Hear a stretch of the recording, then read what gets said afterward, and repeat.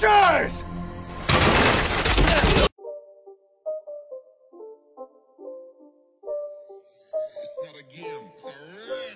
Halo guys, selamat datang kembali di channel Bro View. Bagaimana kabar kalian semua? Semoga dalam keadaan sehat selalu dan diberi kelancaran dalam segala aktivitasnya. Masih bersama saya Stephen yang akan menjelaskan alur cerita filmnya. Kali ini saya akan menjelaskan alur cerita film yang berjudul Dragon Blade. Dragon Blade ini mengisahkan tentang cerita seorang jenderal, dan jenderal itu menjadi budak selama perang berlangsung antara Hans dan Han, dan seorang pangeran Romawi yang lari ke timur. Seperti apakah kisahnya? Langsung saja, sebelum masuk ke ceritanya, seperti biasa siapkan apa? Ya tentunya Kopai dan Udbray untuk menemani kalian dalam menonton alur cerita film ini. Dan sekarang kita masuk intro.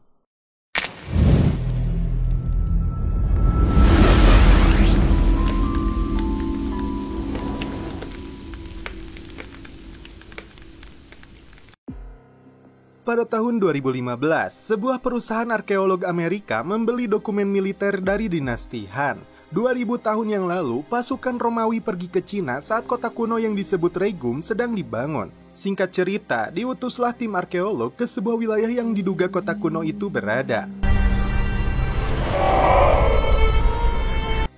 Dua arkeolog akhirnya berhasil menemukan lokasi itu di antara pegunungan yang diselimuti salju.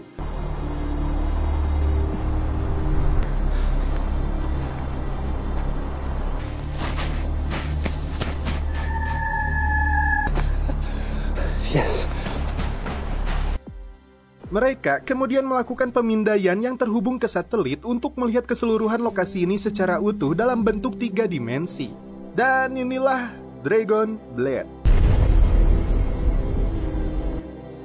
Pada tahun 48 sebelum Masehi, di sebuah lokasi yang disebut Jalur Sutra, lokasi perbatasan barat Cina ini selalu dijadikan lokasi pertempuran 36 negara. Dan inilah aktor utama dalam film ini, dia bernama Huo An, seorang komandan dari pasukan pelindung Jalan Sutra. Sementara itu, pasukan India Putih yang dipimpin Ali Suyang sudah berhadapan dengan pasukan hitam dari bangsa Han. Menurut Huo An, mereka berperang untuk memperebutkan lahan karena bangsa Han sedang dilanda kekeringan. Saat mereka memulai pertarungan, Huo An dan skuadnya langsung meluncur untuk menghentikan peperangan.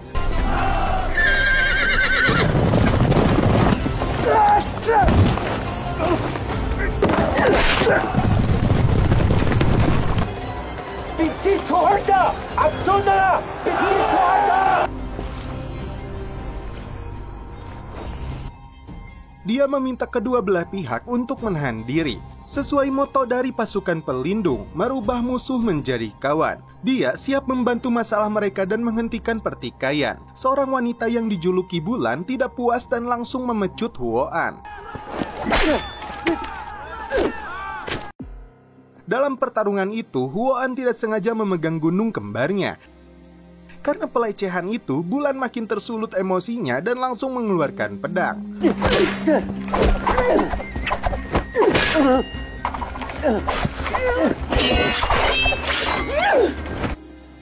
Huo An yang membawa pesan perdamaian tidak ingin menggunakan pedangnya untuk melawan Bulan.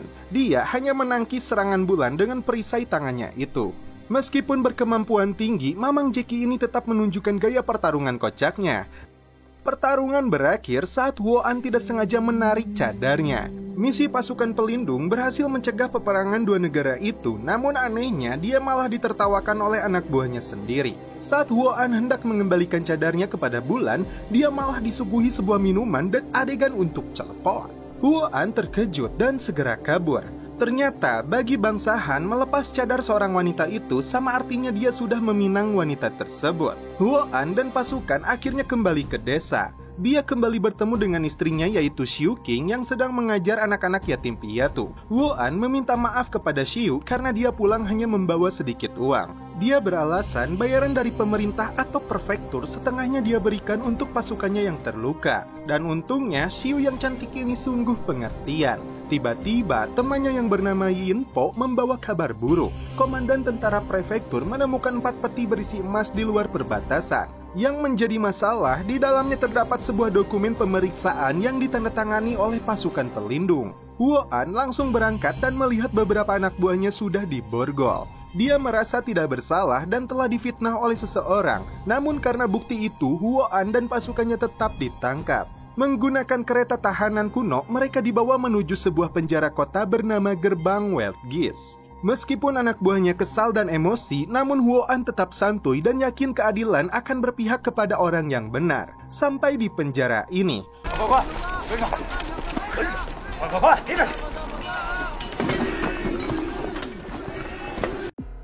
Huoan dan anak buahnya memberikan penghormatan di depan kuil Jenderal Huo Kubing dinasti Han. Ketika Huoan kecil, saat itu terjadi peperangan yang menewaskan adiknya.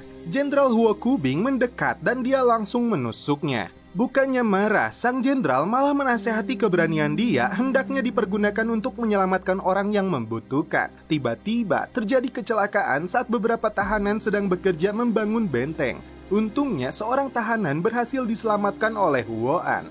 Tapi masalah lain timbul setelah terjadi pertikaian di antara kelompok yang menyalahkan satu sama lain. Meskipun di dalam penjara tidak menghentikan Huoan untuk terus mengibarkan bendera kedamaian.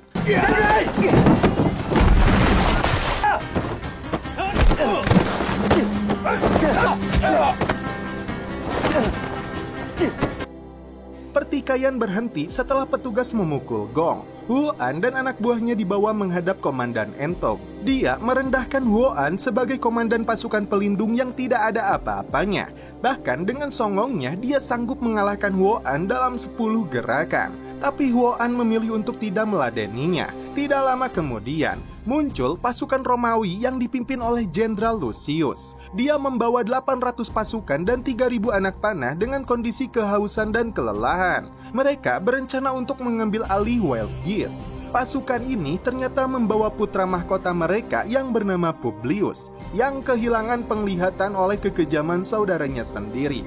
Terkejut karena kedatangan pasukan dengan jumlah besar, Komandan Entog memerintahkan anak buahnya untuk melesatkan anak panah. Seketika, Lucius menarik mundur pasukannya. Si angsa yang terpancing membawa pasukan untuk mengejar. Padahal Huoan sudah memperingatkannya bahwa itu adalah bagian dari rencana musuh untuk menjebak kita. Terbukti, kini si Entog dan anak buahnya menjadi sandera pasukan Romawi.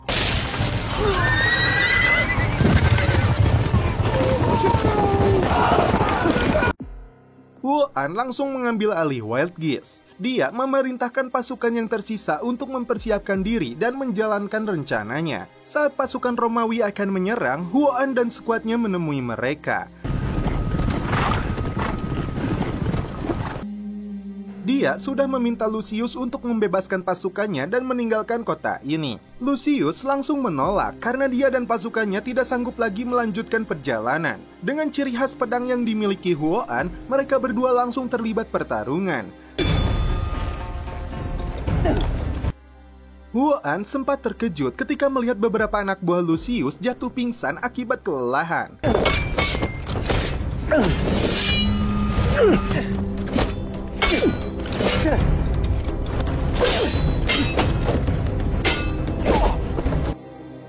Sementara itu, asisten pangeran yang bernama Falco menceritakan gagah beraninya jenderal mereka saat bertarung dengan Huoan. Tiba-tiba terlihat badai pasir semakin mendekat. Pangeran kecil yang sedang sakit ini kembali pingsan. Melihat hal itu, Huoan yang basicnya adalah seorang pasukan pelindung meminta pertarungan dihentikan. Dia khawatir pangeran mereka dan seluruh pasukannya dihempas badai. Huoan pun mengizinkan mereka semua masuk ke dalam kota.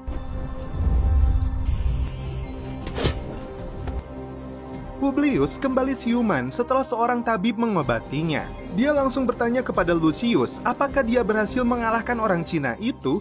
Huoan yang rendah hati langsung menjawabnya bahwa Lucius yang menang. Si cengos Komandan Entog meminta pasukan Romawi meninggalkan kota ini esok hari. Terungkap kisah sebenarnya. Lucius membawa Pangeran Publius setelah kakaknya sendiri yang bernama Pangeran Tiberius sengaja meracun adiknya itu agar tidak bisa melihat.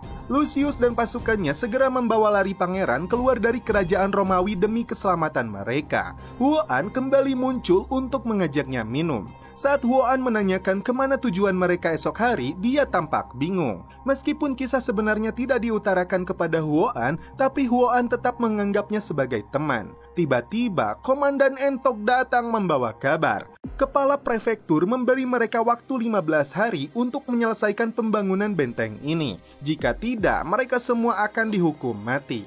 Dia meminta Huoan meminta bantuan 36 negara untuk menyelesaikan proyek ini. Dengan jumlah pekerja yang ada sekarang, setidaknya mereka membutuhkan waktu 6 bulan. Esok hari, mereka semua berkumpul untuk berunding. Romawi yang terkenal dengan arsiteknya siap membantu mereka, bahkan dia yakin dalam 15 hari pembangunan kota ini akan tuntas. Imbalannya, Lucius meminta anak buah Huoan untuk mengantar utusannya menuju kerajaan Persia. Terungkap, sebelum Pangeran Publius direbut tahtanya oleh Tiberius, dia telah melakukan kesepakatan dengan kerajaan Persia. Beberapa utusan akhirnya segera berangkat menuju Persia. Lucius dan orang-orang ahlinya langsung melakukan pengukuran dengan teknologi kuno saat itu. Mereka bahkan menunjukkan cara memindahkan batu besar dengan mudah. Semua tahanan kota ini bahu-membahu bekerja sama untuk menyelesaikan proyek pembangunan benteng. Bahkan untuk mempermudah pekerjaan, mereka membuat alat berat yang didominasi bahan kayu kalau zaman sekarang disebut tower crane. Dengan alat itu, pekerjaan jauh lebih mudah dan cepat. Pantas saja, dalam kisah aslinya, film ini memakan waktu sampai 7 tahun karena kota ini dan seluruh perangkatnya benar-benar dibuat di wilayah Gurun Gobi di Dunhuang dan Aksai di barat Cina, di bawah kondisi cuaca ekstrim dengan suhu 50 derajat Celcius. Lanjut, kepada pangeran kecilnya, Lucius menceritakan bahwa jalur sutra ini merupakan urat nadi perdagangan dan budaya yang menghubungkan daerah barat dan kerajaan besar dari timur. Lucius sangat menyayangi anak ini seperti dia menyayangi ibunya. Saat beristirahat, Huoan mengajak anak buahnya untuk berlatih. Dia menunjukkan seni bela diri Cina yang membuat seluruh penghuni Weltgis takjub. Tak mau kalah, Lucius dan prajuritnya melakukan hal serupa. Latihan dilanjut dengan pertarungan dari utusan masing-masing. Si Kehed Entok memanfaatkan kesempatan ini untuk menjadi bandar togel. Di pertarungan pertama, anak buah Huoan yang keluar menjadi juara.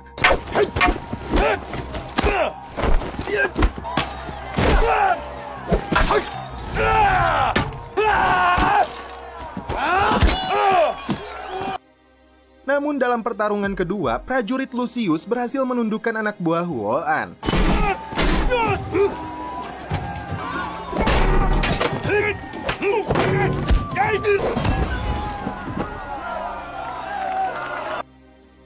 Di akhir pertandingan, anak buah Lucius menghadiahkan pedang sebagai simbol persaudaraan. Mereka semua makin bersemangat tanpa lelah menyelesaikan bangunan bentengnya. Huoan kembali teringat tekad dan cita-cita dari sang jenderal untuk mempersatukan 36 negara dalam kedamaian. Dia meminta masing-masing negara untuk melukis benderanya, tidak terkecuali Lucius dan pangeran. Keringat tidak mengalir sia-sia. Benteng megah di sekeliling Weltgis akhirnya rampung dalam waktu 15 hari.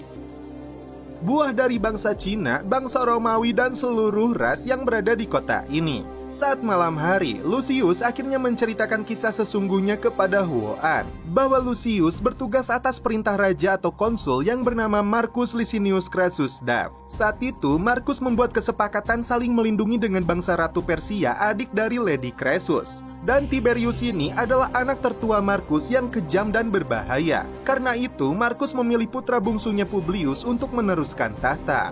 Lucius ini diperintah untuk menjaganya. Obat yang dikirimkan Ratu Persia untuk mengobati masalah penglihatan Publius malah dicampur racun oleh Tiberius. Bahkan Tiberius tega membunuh ayahnya sendiri. Tidak ada pilihan lain untuk menyelamatkan pangeran. Lucius dan pasukannya melarikan diri membawa pangeran hingga dia sampai di lokasi ini. Utusan yang dia kirim ke Persia untuk menunjukkan dokumen perjanjian mereka dan meminta bantuan mencegah niat jahat Tiberius selanjutnya. Yang mengharukan kisah Huoan. Dia dan adiknya sejak kecil sudah menjadi anak yatim piatu. Saat itu dia terpaksa menutupi mulut adiknya hingga tewas saat dikejar oleh penjahat. Sang jenderal perintis Weltgis yang telah menyelamatkannya. Utusan yang dikirim menuju Persia melihat Tiberius dan ratusan ribu pasukannya sedang mengarah ke tempat ini. Lucius akan menghadapinya. Dia tidak bisa mengorbankan Huoan dan seluruh orang yang berada di gerbang ini. Yang Huoan khawatirkan, Tiberius melakukan kekejaman yang jauh lebih berbahaya dengan mengambil alih seluruh jalur sutra bahkan Cina. Dia menduga Tiberius bekerja sama dengan kepala prefektur. Huoan akan kembali ke kota asalnya dan meminta pasukan dari temannya yaitu Yinpo. Mendengar hal itu, Publius mengangkat Huo-an menjadi perwira satu legiun Romawi. Kekejaman Tiberius ditunjukkan dengan memenggal seluruh utusan Lucius yang akan menuju Persia. Bahkan dia tidak mau mendengar lagi nasihat dari pamannya. Tiba-tiba Lucius mendapat kabar bahwa pasukan bantuan telah tiba. Saat dia menemuinya, Lucius terkejut karena orang-orang ini ternyata pembunuh bayaran yang diutus untuk menghabisinya. Huo-an yang tiba di rumahnya terkejut setelah mendapati istrinya hendak dibawa oleh tentara prefektur. Dia langsung bertindak untuk menyelamatkannya. Untungnya, Bulan datang untuk membantu. Istrinya langsung terkejut saat Bulan mengaku juga sebagai istrinya. Karena bukan waktunya untuk jam medud, mereka bekerja sama untuk menyelamatkan anak-anak. Tak lama kemudian, rekan-rekan Bulan datang untuk membantu mereka.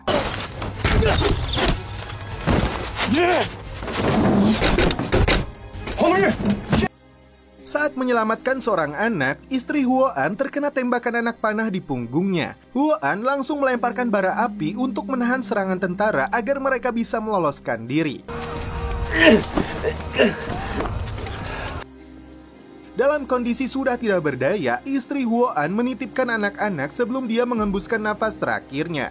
Kembali ke Wild Geese. Tiberius kini menguasai kota ini. Lucius sendiri ditempatkan di sebuah sel khusus dengan rantai yang mengikat kedua tangannya. Terungkap, ternyata Yinpo bekerja sama dengannya untuk menjebak Huo-an dengan emas tersebut. Rupanya, Tiberius sengaja membiarkan Lucius dan adiknya lari ke lokasi ini karena dia menginginkan jalur sutra berada di bawah kendalinya.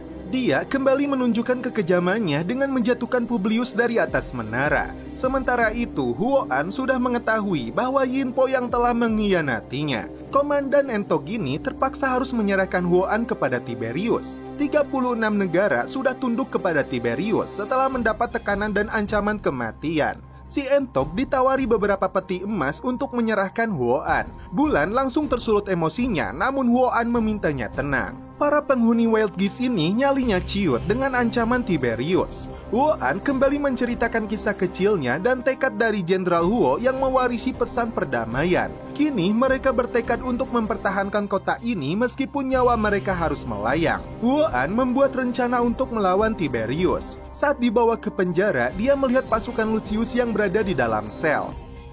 Tiberius akan mengampuninya jika Huo-an melakukan ikrar dan sumpah setia tunduk kepadanya. Rencana tersembunyi dilakukan Huo-an. Dia mengatakan sebenarnya Yinpo akan menusuknya dari belakang karena dia menginginkan jalur sutra ini berada di bawah kendalinya. Informasi itu didukung dengan kedatangan Yinpo membawa 10.000 pasukan bersenjata lengkap. Ketika Huo-an dijebloskan ke dalam sel, mereka berhasil mencuri kuncinya. Yinpo datang dan akan melakukan barter menukar segel komandan yang dia bawa dan mengambil segel kepala prefektur yang dipegang Tiberius. Huo-an dan tahanan lainnya mengangkat sel mereka sekuat tenaga hingga terjatuh dan mereka semua bisa meloloskan diri. Setelah itu, Huo-an memberikan kunci kepada pasukan Lucius. Kejadian itu membuat prajurit Tiberius menembakkan panah simbol serangan. Paman Tiberius yang melihat hal itu langsung mengarahkan pasukan untuk menyerang. Yinpo seketika terkejut kenapa Tiberius balik menyerangnya.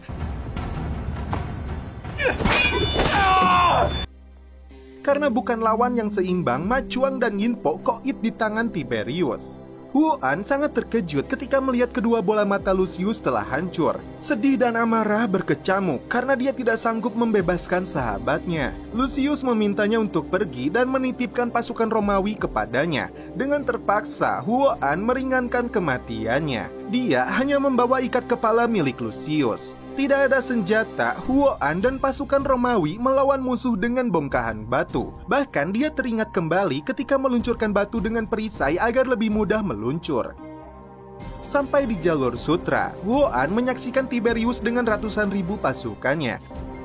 Tiba-tiba muncul ribuan burung menyerang pasukan Romawi itu. Rupanya Bulan kembali datang membawa seluruh pasukan Han. Ditambah lagi ribuan pasukan bangsa lainnya yang mendukung Huo-an. Dari berbagai penjuru mereka meluncur cepat untuk menyerang tentara Romawi.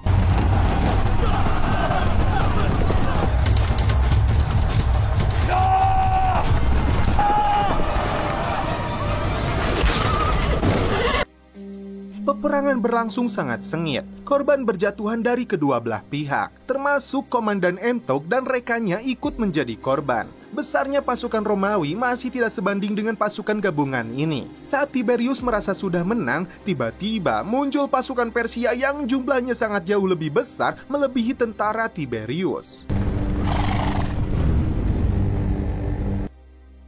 Ratu Persia ini memaksa Tiberius untuk menyerah karena bukti kejahatan dan pengkhianatannya telah terungkap. So as to guarantee the safety of your brother.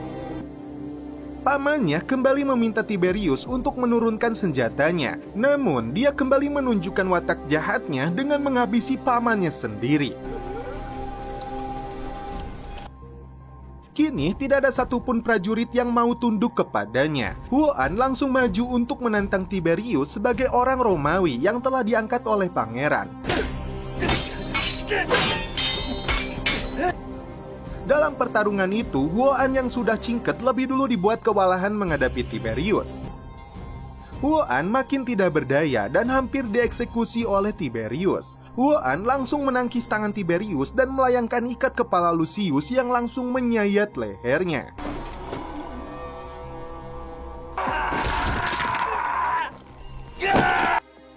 Kematian Tiberius mengakhiri perang saudara dan jalur sutra kembali damai. Dan setelah itu film pun berakhir. Oke guys, bagaimana menurut kalian alur cerita film dari Dragon Blade ini? Seperti pada film-film sebelumnya, Jackie Chan dalam film Dragon Blade ini menampilkan aksi-aksi yang cukup menantang. Tidak hanya aksi-aksinya yang menantang, aksi komedi khas Jackie Chan juga masih terlihat dalam film Dragon Blade ini. Dan juga ciri khas dari Brotview yaitu apa? Ya tentunya kopai.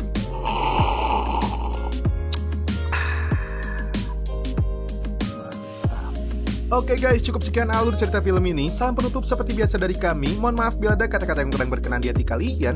Mohon dimaafkan ya. Salam perfilman duniawi. Keep enjoy.